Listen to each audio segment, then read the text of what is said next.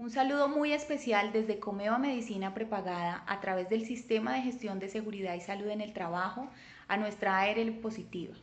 A través de Positiva Educa hemos logrado estar en interacción con nuestros colaboradores y mantener ese mensaje importante de prevención, de autocuidado y sobre todo de esa conexión que hoy de manera virtual a través de la gran variedad de contenidos tenemos para estar con ellos.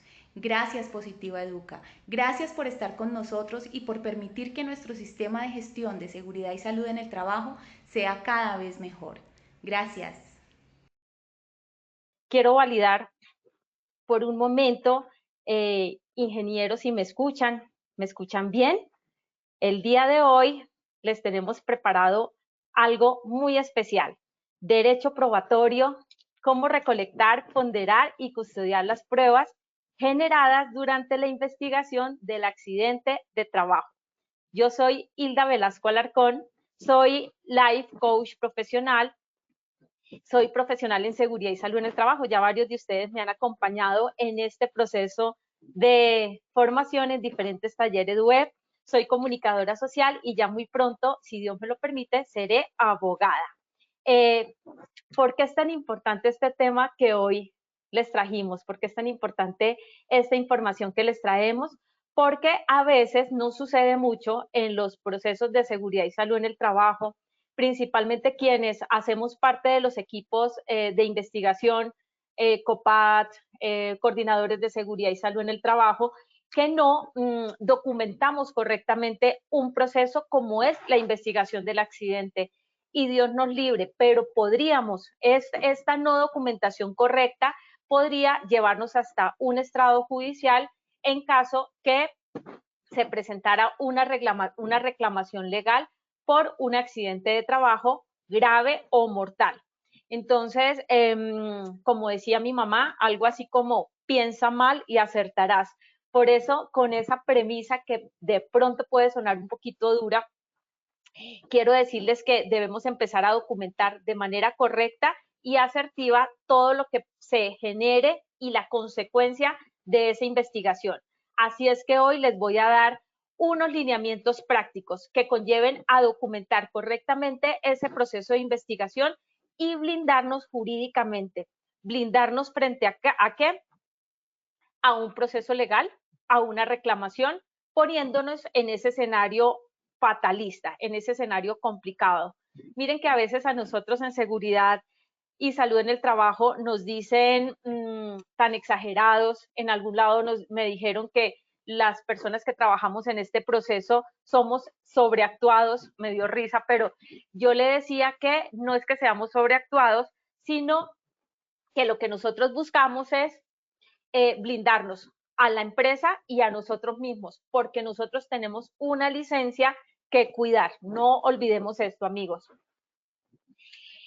Nuestros pretores romanos, esos romanos maravillosos que nos dejaron tanta enseñanza en el derecho, nos decían hace tantos años, pero algo tan real, igual a no probar es carecer del derecho. ¿Y qué es el derecho entonces? El derecho es una ciencia que lo que hace es ayudarnos a regular comportamientos, a regular a través del orden, de la justicia y de la equidad, comportamientos. ¿Qué tal nosotros no tuviésemos derecho, no tuviésemos esto para de pronto podernos defender? ¿Qué tal no tuviéramos una legítima defensa? ¿Qué tal no tuviésemos un debido proceso? ¿Qué tal lo que la gente dijera por ahí fuese lo que todo el mundo creyese sin darnos la oportunidad de una defensa? Así es que el derecho es ese comportamiento que se regula para que haya orden. Y ustedes acá están viendo a la diosa de la justicia. Cómo me encanta esta diosa de la justicia, que en nuestra metáfora dice es, ella tiene una venda, como ustedes lo pueden ver. Esa venda es porque el derecho y los jueces deben impartir justicia de manera imparcial, por eso la venda. Por otra parte, esa espada que tiene también lo que nos dice es ese poder coercitivo de alguna forma que tiene el Estado para crear ese orden, un poder coercitivo, entre comillas, una fuerza, porque si no lo hubiese, seguramente la gente haría lo que quisiera. y por otra parte tiene una balanza. Esa balanza es esa justicia y esa equidad. El derecho nos permea a todos. Entonces, aquí quiero empezar a dejarlos con unos definiciones, si se puede decir de alguna manera, algunos conceptos, porque quiero que les vaya quedando aquí cognitivamente, en su mente. Una prueba es un instrumento indispensable. ¿Indispensable para qué? Para hacer efectivos esos derechos sustantivos. Y ya les voy a contar qué es un derecho sustantivo. Y ese derecho y esas pruebas y hacer efectivo algo, pero algo relevante, algo que tenga trascendencia. Entonces, esto es la prueba. La prueba entonces es un documento, un instrumento que es indispensable para el juez para poderle nosotros demostrar que estamos haciendo las cosas bien, que estamos actuando con diligencia y no con lo contrario que es la negligencia. Siempre, siempre en seguridad y salud en el trabajo, amigos, no se les olvide que lo que debemos nosotros demostrar es diligencia. Entonces vamos a ver cómo se pondera la prueba, cómo se recoge la prueba en la investigación del accidente, cómo la custodiamos y qué más cosas debemos tener en cuenta para que nos blindemos jurídicamente, como les decía al principio. Los derechos sustantivos, que es lo que les digo, que es lo que la prueba pretende de alguna manera regular, ellos buscan regular comportamientos y esos comportamientos que están materializados en un texto normativo. Este texto normativo podríamos llamarlo, si queremos, un código penal, un código civil, un código sustantivo del trabajo, toda esa norma que empieza a materializarse escrita. Entonces, por un lado está mi comportamiento subjetivo, pero yo también puedo materializar ese comportamiento que deseo a través de ese derecho sustantivo en una norma poderosísima que todos debemos conocer porque es la que nos permea todo ese tema de derechos fundamentales, derechos humanos, es nuestra Constitución, es la Carta Magna, Constitución Política de Colombia, que al final todos nosotros en seguridad y salud en el trabajo deberíamos conocerla, porque empezamos a hablar de los derechos fundamentales, del derecho a la vida, a la salud, a la intimidad, derecho a ese trabajo digno. Entonces, todo esto lo que empieza a hacer es que permea a un sujeto activo o un sujeto pasivo de ese derecho, y ya les voy a contar, para un sujeto que puede ser imputable. Cualquiera de nosotros, amigos, en seguridad y salud en el trabajo, si actuamos de manera negligente, no damos, por ejemplo, no suministramos elementos de protección personal sabiendo que debemos suministrarlos, que el trabajador por esa razón, por no tener unos guantes y llevando tiempo solicitándolos y de repente nosotros lo olvidamos, no hicimos la gestión, si esa persona pudiese tener una lesión que impacte su integridad, nosotros nos volvemos sujetos imputables. Imputables porque de pronto estamos omitiendo una norma, estamos siendo negligentes o de pronto estamos omitiendo el socorro, ese socorro que todos nosotros tenemos derecho, la omisión del socorro. Entonces, este derecho nos permea a todos, más aún en seguridad y salud en el trabajo, porque nosotros trabajamos con personas, con integridad física, con seres humanos. Entonces, aquí estamos cargados de una responsabilidad jurídica bastante grande. Este derecho probatorio, entonces, lo podríamos resumir en este concepto. Es una ciencia que estudia los principios y las normas reguladoras de la prueba judicial. ¿Por qué de la prueba judicial? Porque es ese escenario que yo les digo que deberíamos pensar siempre cuando vamos a documentar un sistema de gestión, una investigación del accidente, ponernos en el escenario, ¿qué me pediría un juez? Y ya les voy a contar qué nos pediría un juez frente a un accidente grave y fatal donde medie una demanda, una reclamación legal. Entonces, reguladoras de esas pruebas judiciales, tanto en su naturaleza como en sus características, procedimiento y valoración.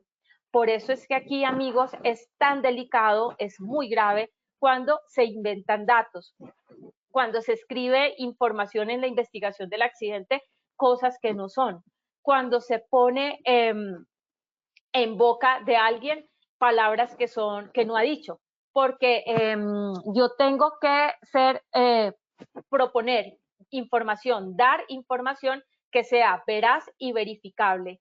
Si yo estoy diciendo mentiras en un proceso como estos, por ejemplo, un testigo que está diciendo información errada, un trabajador accidentado que está diciendo que se accidentó en la empresa cuando su accidente fue en la casa o fue fuera de la empresa, se puede convertir también en que el empleador le devuelva esta posible demanda. Si es el trabajador el que demanda a la empresa por razones, no sé, de su accidente, pero si se comprueba con documentación fehaciente, con evidencias objetivas, que es lo contrario, el empleador puede repetir contra él esa demanda. Entonces, esto es una responsabilidad bilateral, es una responsabilidad que tenemos ambas partes de decir la verdad y demostrar todos con evidencias. Una prueba que es importantísima, una prueba que es indispensable en este proceso es el FURAT, el formato único de reporte de accidente de trabajo. En este FURAT, que es el que nos abre todo el proceso, es el que nos demuestra que fuimos diligentes al informarle a la ARL que le pasó algo a este trabajador y que necesitamos una atención médica. Esa es la primera prueba. Ya voy a empezar a contarles de manera detallada cuáles son las pruebas y cómo las debemos custodiar. Entonces, cuando el trabajador instaura una demanda para demostrar la culpabilidad del empleador, esa demanda frente a un accidente de trabajo lo que busca es demostrar una culpa. Pero el empleador puede exonerar esa culpa si hacemos lo siguiente que ya enseguida les voy a contar. Se pretende demostrar la culpabilidad del empleador por afectaciones a su salud o a la integridad física. Entonces es el empleador el encargado de asumir la carga probatoria. ¿Qué es esto de asumir la carga probatoria? La carga probatoria es ese deber que yo tengo de demostrar lo contrario, que no soy culpable. Uno en la investigación del accidente siempre lo dice, o sea, aquí no estamos buscando culpables, uno lo dice, se lo dice al trabajador y es cierto, o sea, en el proceso de investigación lo que estamos buscando son causas para hacer un control que evite que alguien más se vuelva a accidentar. Pero el tema cambia cuando esto ya media un juez, cuando media una reclamación, cuando media una demanda. Entonces, ahí, ¿qué es lo que va a hacer el empleador? Demostrar que sí fue diligente, demostrar que en lugar de haber omitido, lo que hizo fue todo lo necesario para proteger el bien jurídico tutelado más importante que todos tenemos, que es nuestra vida, y amarradito a la vida toda nuestra integridad física. Entonces, la carga probatoria la asume el empleador. ¿Por qué? Porque es el que debe defenderse. ¿Y cómo vamos a defendernos? ¿Cómo va a defenderse el empleador? Buscando estos soportes, pidiéndole al equipo investigador, al equipo de seguridad y salud en el trabajo, que le aporte la información, que le demuestre la diligencia, que demuestre que se asignaron recursos, que se demuestre que sí hubo un proceso de capacitación, de entrenamiento, de inducción, que sí hubo un seguimiento al comportamiento, entre otros temas. Entonces, ¿qué es lo que vamos a hacer? Y es posible que en seguridad y salud en el trabajo cualquiera de nosotros, cuando somos responsables de un sistema, tengamos que ir a hacer esa rendición de cuentas también. Entonces, cuando vamos a demostrar que nuestra acción no fue ni omisiva ni negligente, eso es lo que debemos demostrar. Así las cosas, amigos, ¿qué vamos a hacer? Y quiero que les vaya quedando en su mente, vamos a demostrar que fuimos diligentes. Pero esto es lo que a veces, cuando yo hago auditorías de cumplimiento legal, veo que a veces no somos tan diligentes. ¿Diligentes en qué?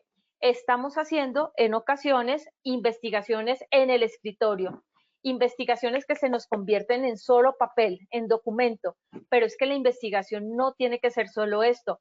La investigación es un expediente que nosotros organizamos a través de testimonios, a través de pruebas, a través de registros que nos están demostrando algo.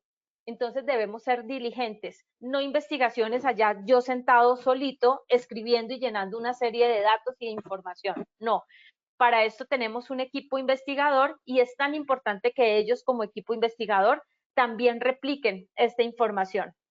Vamos a demostrar siempre que fuimos oportunos. ¿Oportunidad en qué?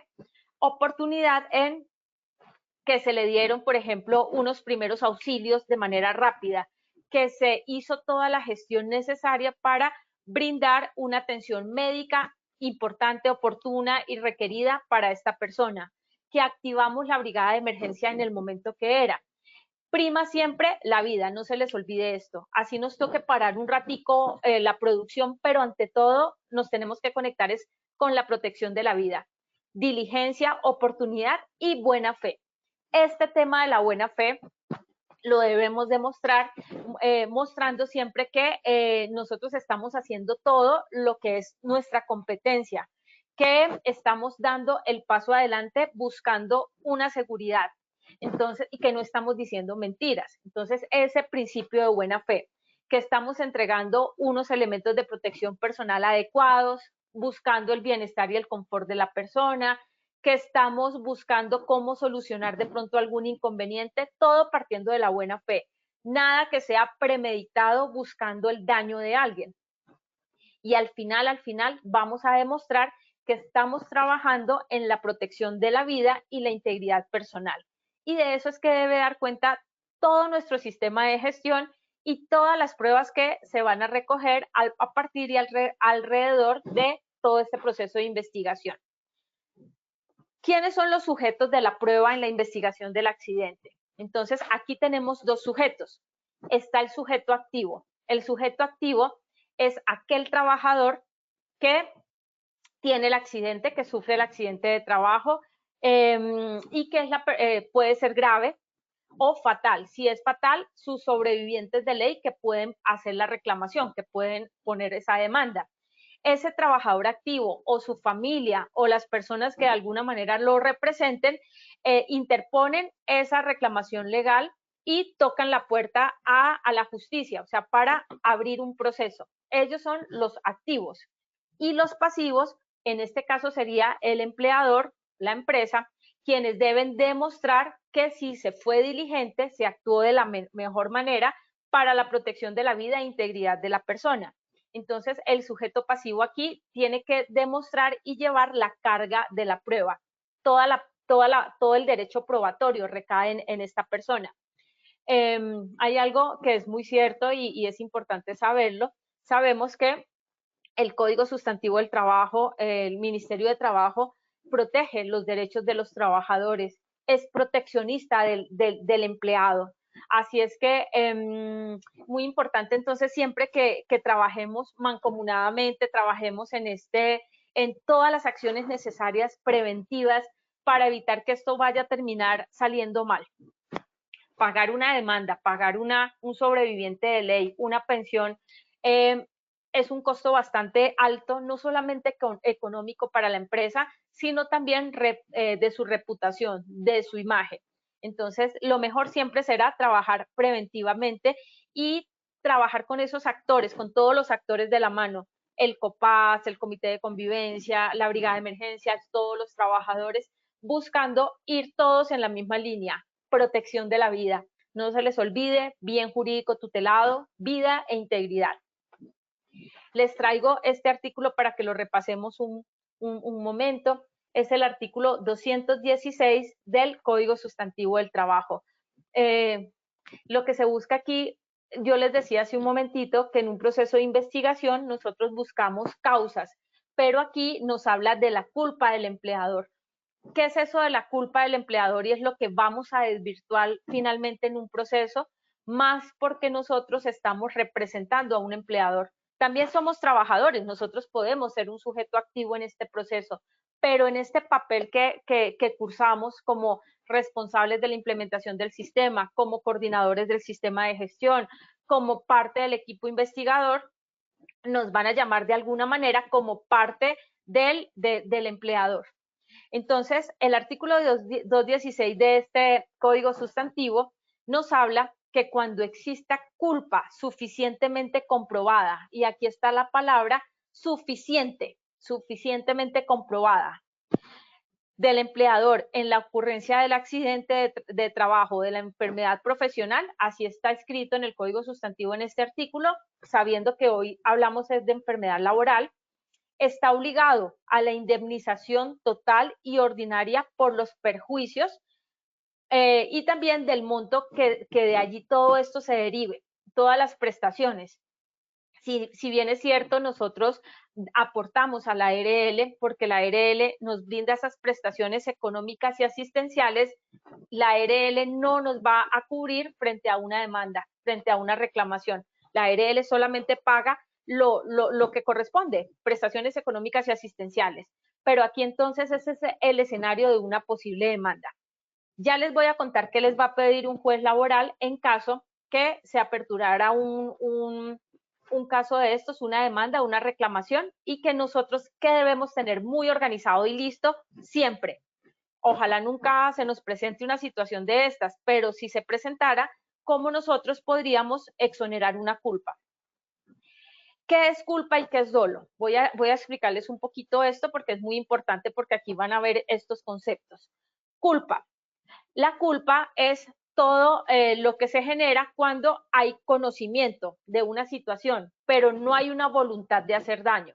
Entonces nosotros podríamos ser imputados con una culpa. Una culpa porque a pesar que vimos que la persona estaba trabajando sin elementos de protección personal, lo dejamos trabajar así. Entonces, culpa. Yo tenía conocimiento, pero obvio, no tenía la voluntad de hacerle daño. El dolo es conocimiento más voluntad. Entonces, conocía yo del daño que se le podría hacer, pero además lo envié a trabajar de una manera inadecuada. Lo envié allá y casi que le di la instrucción porque si no le terminaba el contrato, que se subiera ya a un andamio sin protección personal, sin arneses, entonces tengo de pronto ahí puedo estar mostrando que hubo una voluntad y un conocimiento. El dolo tiene que ver también con ese querer hacerle un daño a una persona. Generalmente en seguridad y salud se imputa es una culpa, conocimiento sin voluntad, porque uno no quiere que se genere el daño, pero el no tener en cuenta cierta reglamentación y cierta normatividad nos puede conllevar a nosotros, digamos en seguridad y salud, a un proceso civil, donde el proceso civil es indemnizatorio. Dios nos libre, nos cubra, y yo no quiero asustar, pero es que esto es bien importante que lo hablemos, porque no solamente es cumplir con unas normas, sino también todo lo que puede conllevar el no hacerlo. Negligencia, omisión, impericia, podríamos tener hasta un proceso penal. Entonces, el trabajador, ¿qué debe probar? Que hubo un hecho ilícito. Entonces, ¿qué me dio? Una intención, unas ganas de hacer daño, una imprudencia, una impericia, que hubo negligencia o que hubo mala fe. Eso es lo que el trabajador debería probar. O que hubo dolo, como les decía, dolo, conocimiento más voluntad, o culpa, conocimiento sin voluntad, sin querer hacer daño. Se debe presentar un daño o un perjuicio, sí o sí. Si no hay daño, pues digamos que no entraría como en estos elementos de responsabilidad subjetiva. Y debe haber un nexo causal, o sea, algo que lo generó y que debe estar relacionado con algo que yo estoy desarrollando. Debe estar relacionado con ese trabajo para el cual también yo fui contratado. ¿Y qué debe entonces demostrar el empleador, amigos? El empleador debe demostrar todo lo contrario. El empleador va a ser exonerado si puede demostrar que el hecho no fue generado por él, sino que pudo haber sido el hecho generado por un tercero, que fue culpa de la víctima. Y aquí es súper importante que también los trabajadores sepan que también se imputa la culpa grave de la víctima cuando la persona tiene todos los medios para cuidar. O sea, su primera responsabilidad, o esa primera responsabilidad que todos tenemos, es procurar el cuidado integral de nuestra salud. Pero yo no lo hago, o sea, yo estoy enfocado a hacerme daño. Yo asumo el riesgo sabiendo que no lo debo hacer. Yo soy mayor de edad. Nosotros somos mayores de edad y somos conscientes de lo que nos puede pasar.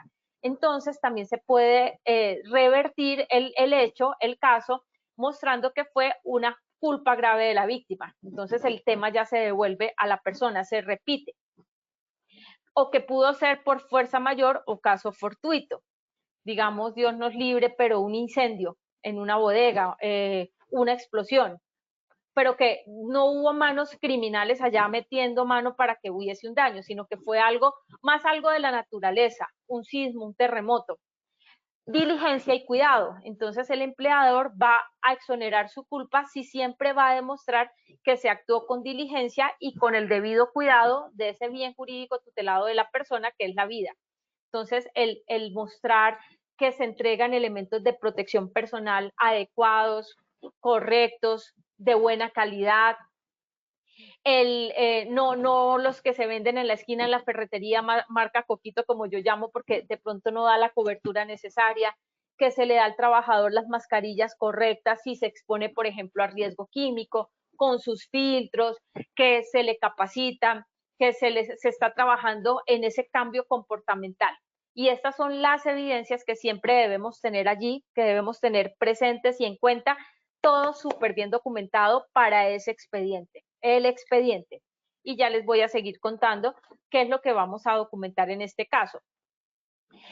Quiero empezar a contarles un poquito cuáles son esos medios de prueba que el juez puede exigirnos, puede pedirnos frente a la apertura de un caso, de un proceso que se abre por una demanda. Nosotros podríamos, si hay una demanda contra el empleador por un accidente grave o fatal, como les estaba diciendo, nosotros hacemos la contestación de una demanda. Y en esa contestación de la demanda está toda la recolección de las pruebas. Entonces hay unos medios de prueba. En el artículo 165 del Código General del Proceso, ahí se estiman, y este es un punto de referencia para cualquier proceso judicial que se desarrolle, aunque también están las pruebas, digamos, en un proceso penal, pero aquí se las voy a contar desde el Código General del Proceso, que es como lo general. Está la declaración de las partes, declaración de partes, la confesión, el juramento, que todo esto que se está diciendo es veraz, es verídico. Yo ante el juez no me puedo ir a inventar cosas que no son, yo no puedo ir a decir mentiras, porque es muy fácil que se desvirtúe esa mentira y a mí me pueden también imputar por falso testimonio. Entonces, siempre pensando en que las dos partes tienen que contar las cosas realmente como fueron. El testimonio de los terceros, entonces aquí pueden estar también testigos o terceros, puede ser, por ejemplo, un tercero puede ser una aseguradora. El dictamen pericial, y este perito actúa, el perito es como un experto, un ente experto, una persona experta en un tema que va a ayudar de alguna manera a complementar esa información que el juez necesita para saber dónde va a estar la razón, o si imputa, si condena o si exonera. Entonces, ese dictamen pericial. Un dictamen pericial acá, por ejemplo, podría ser un experto técnico que viene a validar la información de una máquina que falló y que por esta razón se presentó o se favoreció el accidente de trabajo. Todos los documentos, y aquí es donde nosotros estamos y debemos estar súper pilas y súper activos en la documentación, los documentos. Pilas, estos documentos que son de un proceso como estos tan importante, no deben tener tachones, no deben tener enmendaduras, no debe tener corrector, porque esto podría demostrar que nosotros estamos de alguna manera alterando las pruebas. Los indicios también, los informes, todos los informes, entonces el FURAT, el formato de investigación, el formato de reporte de accidente, en qué tiempo se reportó, todo lo que tiene que ver con la atención médica de esta persona. De repente aquí también recae copia de la historia clínica. De pronto nos piden también copia de los exámenes de ingreso, periódicos. Entonces son una serie de documentos que ya les voy a contar qué más nos pueden solicitar para que siempre pensemos lo que les digo, el piensa mal y acertarás. Uno puede ser un poquito exagerado, pero en seguridad y salud nos toca para promover y ser muy rigurosos con todo lo que sale de ahí, con todos los controles y con todo lo que es esa documentación. Entonces, entre otros medios que el juez considere pertinentes para poder dictar una sentencia. Entonces, para su convencimiento, que sean útiles para él poder tener una conclusión concluir qué pasó, cómo pasó y poder tener ese convencimiento, que es lo que finalmente nosotros vamos a buscar, convencer al juez frente a lo que nosotros, lo que es la verdad que nosotros hemos trabajado. ¿Qué pruebas se deben entonces documentar en esta investigación? Entonces, aquí se los quiero mostrar desde un ciclo de planear, hacer, verificar y actuar, teniendo en cuenta y haciendo que de cuenta que se nos presenta un accidente. Entonces, vamos a ponernos en un escenario, se nos presenta un accidente en la empresa, ¿qué es lo que vamos nosotros a tener siempre? Vamos a presentar, ¿qué vamos a documentar? Lo primero, amigos, la notificación a la ARL, esos tiempos de notificación. Sabemos y tenemos claro que tenemos un tiempo inmediato de reporte, que si soy yo la persona accidentada, si es Juanito, si es Pepe, si es María, quienes se accidentan, ellos deben reportar al equipo de seguridad y salud en el trabajo o a su superior inmediato, inmediatamente ocurra, más a su superior inmediato, que es la persona que está ahí con ellos directamente, para que se pueda hacer el proceso de notificación a la ARL. Entonces, la persona accidentada notifica, reporta inmediatamente. No son 3 días después, no son 2 días después del golpe en la rodilla, porque ahorita fue que no me dolió, seguramente no me pasó mucho, pero en 2 o 3 días sí tengo esa rodilla inflamada. Por eso es tan importante que hagamos conciencia con la gente, trabajemos mucho en esto, que el reporte del evento, así a mí me parezca insignificante, debe informarse inmediatamente. Inmediatamente yo me entero, como equipo de seguridad y salud en el trabajo, la persona que tenga como esa responsabilidad, tomamos el teléfono y llamamos a la ARL e informamos de nuestro trabajador o trabajadora accidentado. Damos la información pertinente, la que nos piden, sus datos, qué ocurrió, cuándo ocurrió, cómo fue, para activar esa atención médica, la atención médica especializada. Esa atención médica especializada que va a llegar antes debe estar precedida de una atención de primeros auxilios. Así es que es muy importante también que dentro de las pruebas nosotros podamos dejar demostrado, registrado en el proceso de investigación que a la persona sí se le dio una atención inmediata. ¿Quién? La brigada de emergencias. Se le atendió. Que si tuvimos que en una camilla, tuvimos que inmovilizar, se hizo, que si tuvimos que curar una herida, lo hicimos, ¿sí? Teniendo todos los recursos, y todo eso lo vamos a dejar en el informe de investigación. La ARL es la que va a determinar si sí es un accidente de trabajo o no. Puede ser que para nosotros el tema sea dudoso, puede ser, pero no somos nosotros los que estamos llamados a determinar la profesionalidad de ese evento. Es la ARL con su equipo gestor allí los que determinan. Nosotros vamos a ser súper diligentes en la notificación. Está esa llamada que la vamos a dejar también escrita, registrada, como en una especie de bitácora de qué ocurrió y cómo dimos la atención. En este tema también no olvidemos que tenemos un tiempo de ley administrativo para radicar formalmente ese FURAT, ese reporte de accidente ante la ARL. Son máximo dentro de los 2 días hábiles siguientes a la ocurrencia del accidente. Quitémonos de la cabeza el que son 24 horas, 72 horas o 48 horas. Lo que la ley nos dice, máximo dentro de los 2 días hábiles siguientes a la ocurrencia del evento, el reporte radicado, ¿sí? Administrativamente. Lo cual no quiere decir que yo no haya hecho la llamada inmediata. Yo tengo que llamar inmediato, pero tengo un tiempo de ley para complementar la información y poderlo ya registrar ante la ARL y que obtenga ese sellito que es también un sello que es probatorio. Dentro de este tiempo también, simultáneamente, debo demostrar que a la EPS también le envié su soporte, su reporte de accidente, ARL y EPS. Eso es lo primero, amigos, por los tiempos, porque eso tiene unos temas de unos tiempos. Hago el acta de conformación del equipo investigador, que yo tengo un tiempo de 15 días siguientes para hacer la investigación.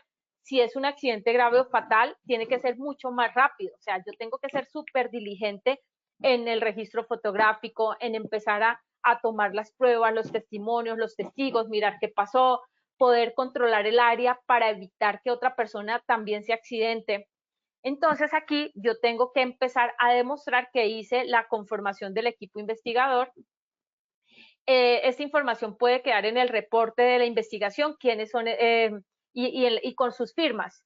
En este momento, como no tenemos a veces ni posibilidades quizás de firmar todo por el tema de que estamos muchos trabajando en casa, por lo menos dejar las anotaciones y todas esas reuniones virtuales que hagamos para hablar del caso, mirar el tema de soluciones, lo que sea, dejar esas pruebas. Pueden ser pantallazos de quienes se reunieron, grabaciones a través de las salas virtuales que tengamos, si es Zoom, si es Meet, si es Teams, pero dejar esas grabaciones, porque eso también nos va a servir de prueba, demostrando la diligencia en ese proceso de investigación. Vamos a revisar la información del FURAD, vamos a conectarnos con esto que está allí escrito, vamos a validar todo lo que yo necesito para saber qué ocurrió, cómo ocurrió y dar una conclusión o llegar a esas causas reales y dentro de esas causas reales poder proyectar recomendaciones reales también. No las recomendaciones a veces muy básicas que uno encuentra en los reportes de investigación, o ni siquiera, bueno, recomendaciones, pero a veces las conclusiones donde solamente decimos que fue exceso de confianza. Entonces vamos a ir un poquito más allá del solo exceso de confianza, porque nosotros no podríamos estar diciendo que fue esa culpa de la persona, ni estar echando como culpas a nadie. Entonces, para empezar a hacer procesos mucho más detallados con la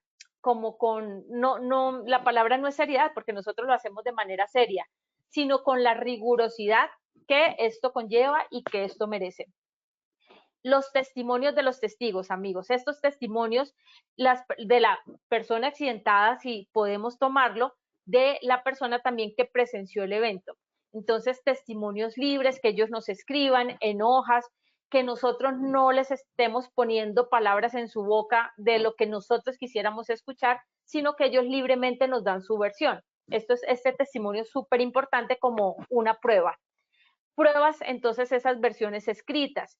Si vamos a tomar un audio, una grabación, debemos pedir un permiso y decirle a la persona que vamos a grabar y firmar un consentimiento informado.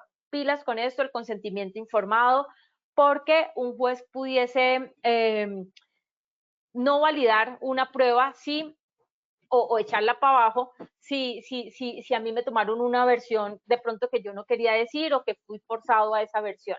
Entonces también el consentimiento informado y dejar que la persona libremente nos vaya contando, nos vaya dando su argumento.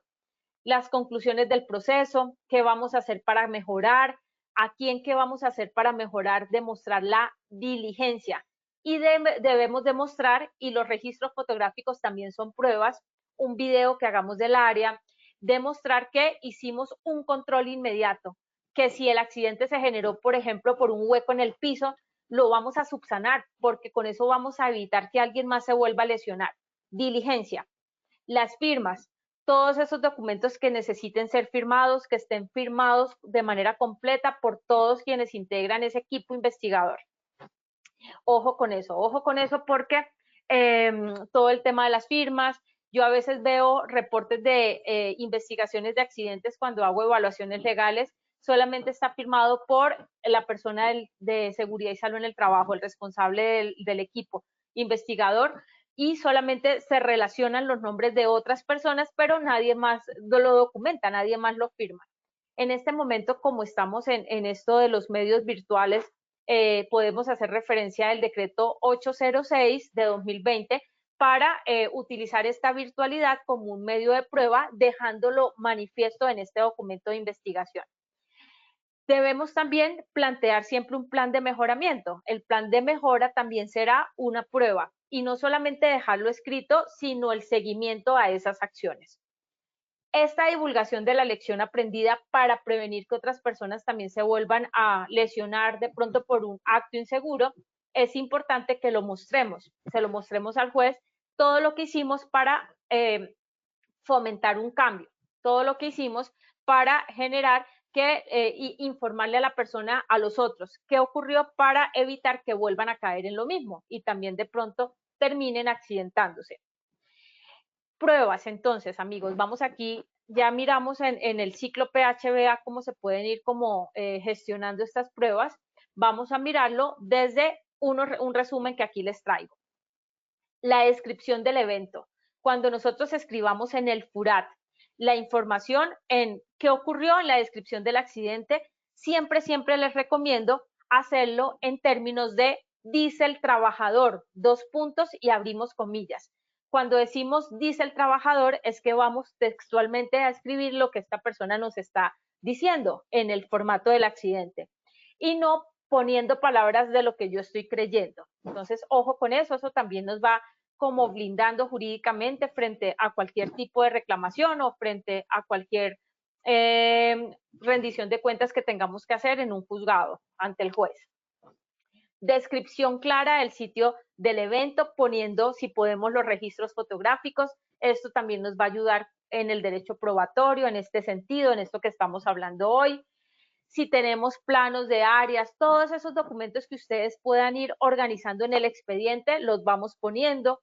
Si tenemos información de cámaras de seguridad, eso también es válido siempre y cuando estemos custodiando esa prueba. O sea, le demos la custodia correcta, si lo tenemos en una memoria, le pongamos la información de qué cámara es, cuándo se registró, pero principalmente será una prueba que se va a validar siempre y cuando nosotros le hayamos informado a la gente con antelación que esas cámaras de seguridad van a filmarlos. No olviden que nosotros somos dueños de nuestra imagen y yo como dueño de mi imagen estoy en la libertad de pronto de decir, no me graben o no utilicen esta prueba. Soy yo quien también lo debe decir. Entonces, en las cámaras de seguridad yo debo hacer referencia que estamos siendo monitoreados, no usted, no soy yo, o sea, no me están filmando a mí solamente, ni a ti solamente, es por seguridad de toda esta área, estamos monitoreando por la seguridad del área. No usted está siendo monitoreado, sino la seguridad del área, haciendo referencia a la ley 1581 de 2012, que es todo lo de protección en la información, seguridad en la información y todo ese manejo de la imagen. Bueno, esto también complementario al decreto 1377 de 2013, que es el que reglamenta como todo ese uso de imagen. Pilas con eso, que hayamos firmado con anterioridad ese consentimiento informado.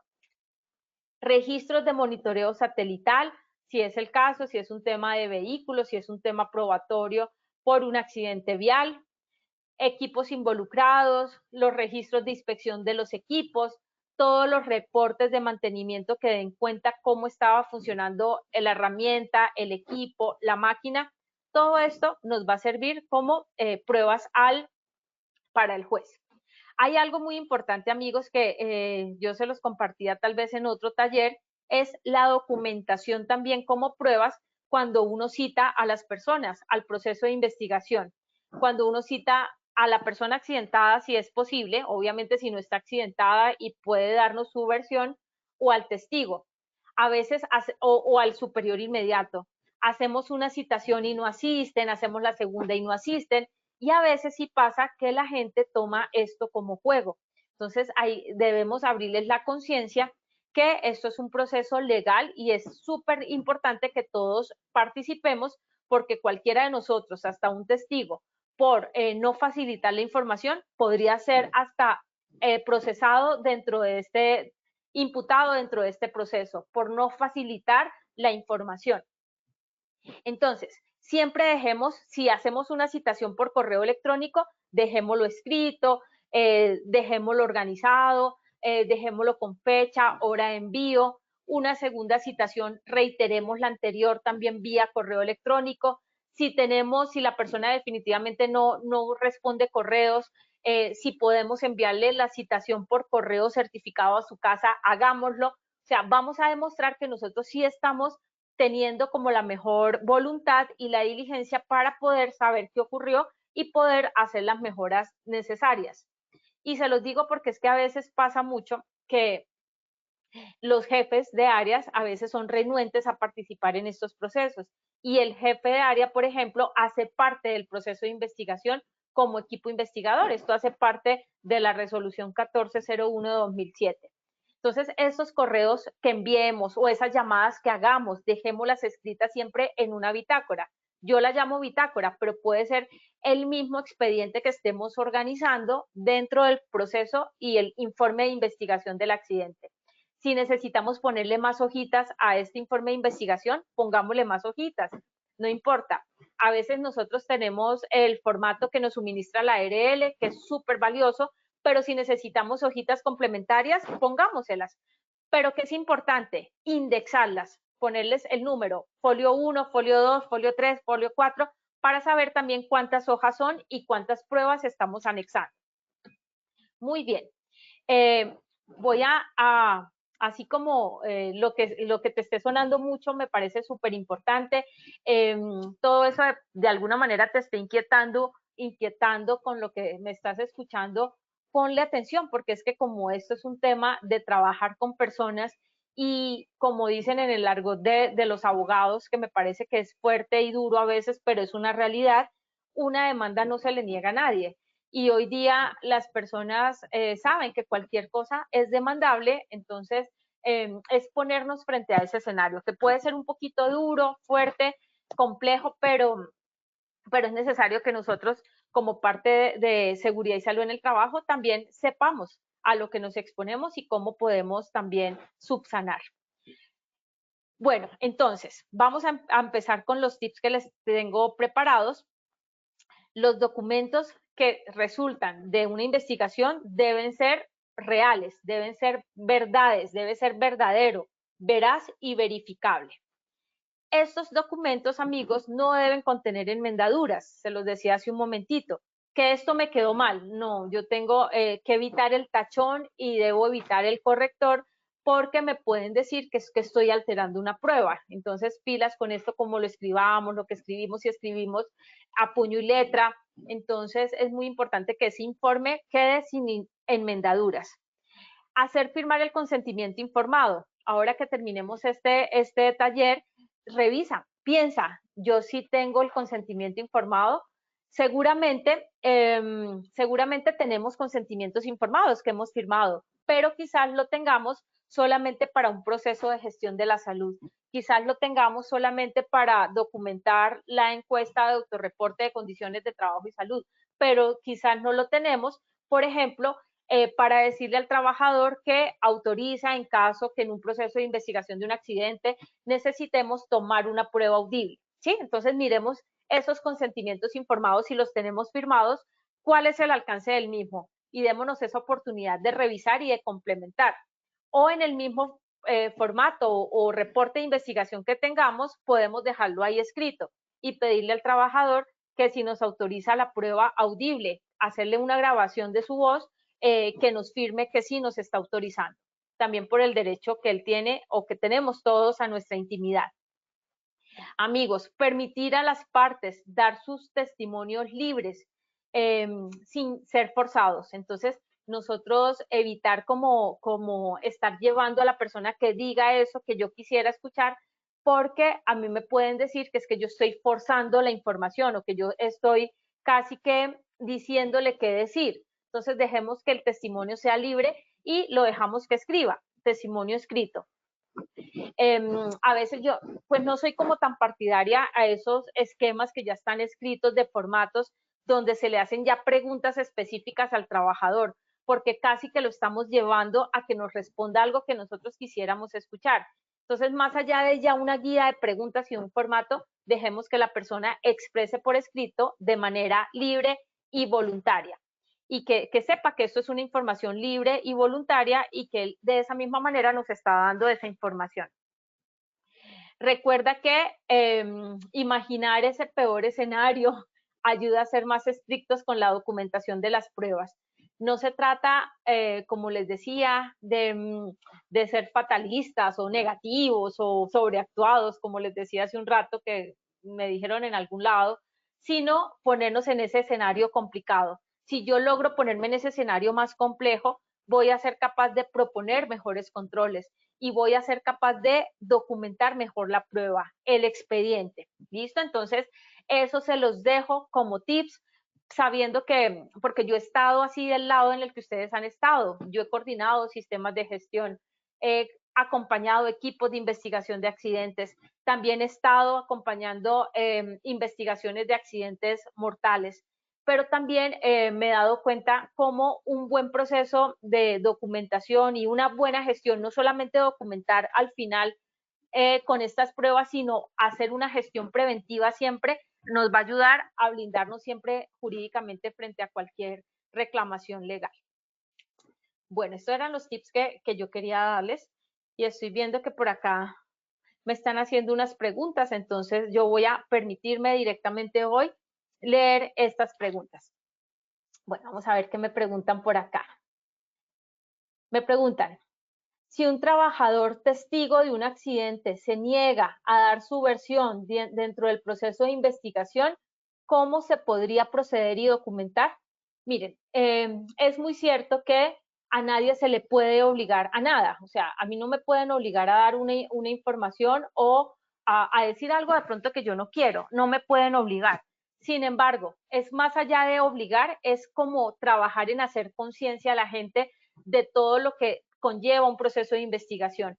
Finalmente, un proceso de investigación lo que nos lleva es a prevenir recurrencias de eventos, a prevenir que otra persona se accidente. Entonces, yo lo que creo es que es también la forma como se aborde a la persona y cómo se le diga el objetivo del proceso. Entonces, siento que también dentro del momento en que uno firma un contrato de trabajo, ahí deberían estar como claras las responsabilidades. Y cada uno de nosotros, siendo testigos de un evento, lo que vamos a aportar con nuestro testimonio es a la prevención. Entonces, yo creo que es la manera como deberíamos abordarlo. Y si ya definitivamente no nos quiere suministrar una información, pues tampoco podríamos obligarlo. Sin embargo, si está registrado como testigo, sí podemos escribir en el reporte final de la investigación que tal persona se negó a dar una información. Eso sí lo podríamos dejar allí escrito.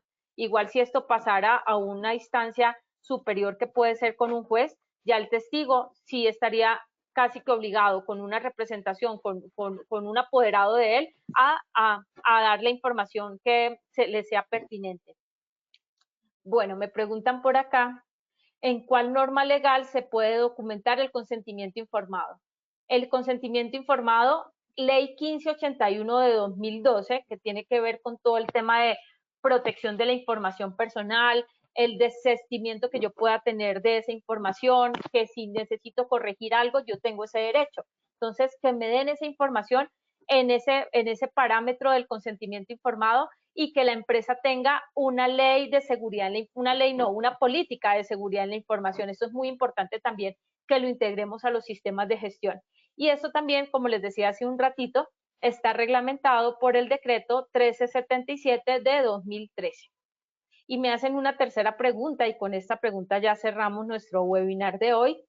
¿En qué momento del proceso de investigación del accidente puede actuar un perito? Miren, el peritaje o el perito puede ser un momento específico del proceso en el que el juez necesita validar algo más, necesita investigar algo complementario a las pruebas que ya se ha aportado y que va a ser importante ese proceso de peritaje para que él tenga más claridad cuando va a determinar una sentencia, cuando va a dar una sentencia. Entonces, el perito puede ser, en este caso, un experto técnico, por ejemplo, no sé, una máquina que no sabemos cómo funciona, entonces él va a ir a inspeccionarla, por decirles de alguna forma. O, por ejemplo, una persona especialista en seguridad y salud que va a acompañar el proceso de investigación enviado por el juez, ¿sí? Entonces, ese proceso de peritaje puede ser pedido por el juez para él tener más certeza de la conclusión de todo del evento y lo que él tiene que sentenciar.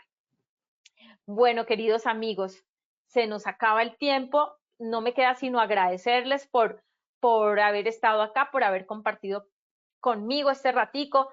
Saludos a esas 770 personas que están conectadas hoy y no se pierdan lo que vienen. Entonces, recuerden que el derecho nos da para esto, para regular comportamientos, pero el derecho probatorio para ayudarnos a blindar jurídicamente frente a una reclamación legal y nos ayuda también a protegernos nosotros, ¿no? Nuestras licencias.